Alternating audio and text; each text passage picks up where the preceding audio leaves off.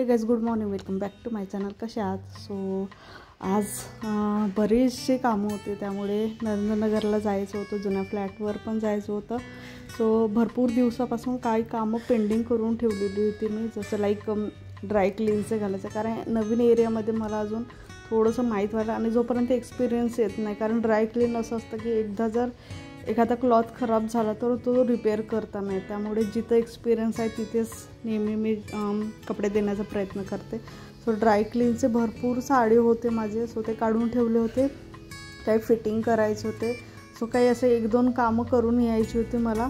आणि आज काल रश्मी वगैरे पण आले होते नागपूरला, सो ते शिफ्ट झाले आहेत आमच्या जुन्या फ्लॅटवर. सो तिला पण भेटायचं होतं म्हणून निघालो आम्ही. दुपारून अजयचे काका वगैरे येऊन गेलेले होते, सो त्यामुळे मग ते गेले आणि मग निघालो आम्ही सगळे कामं वगैरे आवरून घरातली. सो मॉर्निंग पण छान झाली होती आज, निवांत मॉर्निंग झाली.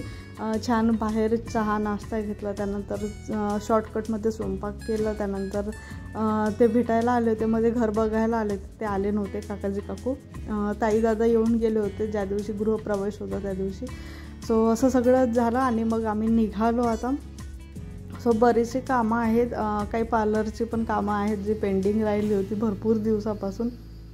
एक तर माझं असं की एक स्पेसिफिक पर्सनच्या हातून थ्रेडिंग जर गेली तर मग शेप व्यवस्थित असतो, त्यामुळे मी एकच पर्सन चूज करते थ्रेडिंग करण्यासाठी. तसं पण माझं कंटिन्यू पार्लरचं नसतोच रुटीन, खूप 1 मंथ नंतर 2 मंथ नंतरच माझं रुटीन असतं. त्यामुळे मला तेवढी हॅबिट्स नाही आहे प्रत्येक मंथला पार्लरला जायची, त्यामुळे मी इझिली त्या साईडून या एरियामध्ये येऊ शकते.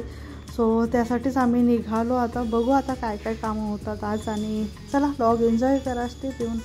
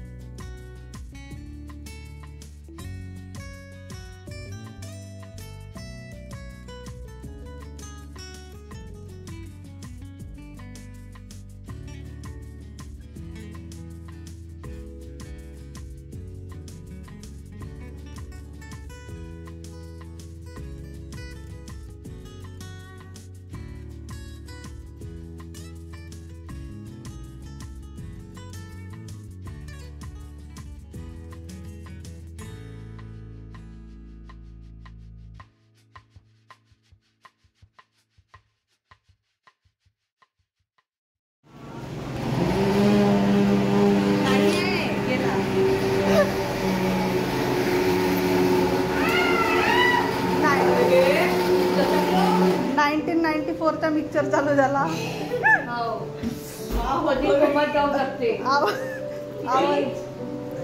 नाही 35 इयर्स आवाज जोरदार आहे. हो ते तेच 32 to 33 इयर्स झाले ना. म्हणजे आईवडील लग्न झालं त्या याच्यातला मी काढायला पहिले असे राहत होते. फेवरेट वस्तू दिल्या तुम्ही तुझी काजू. लवकर पप्पा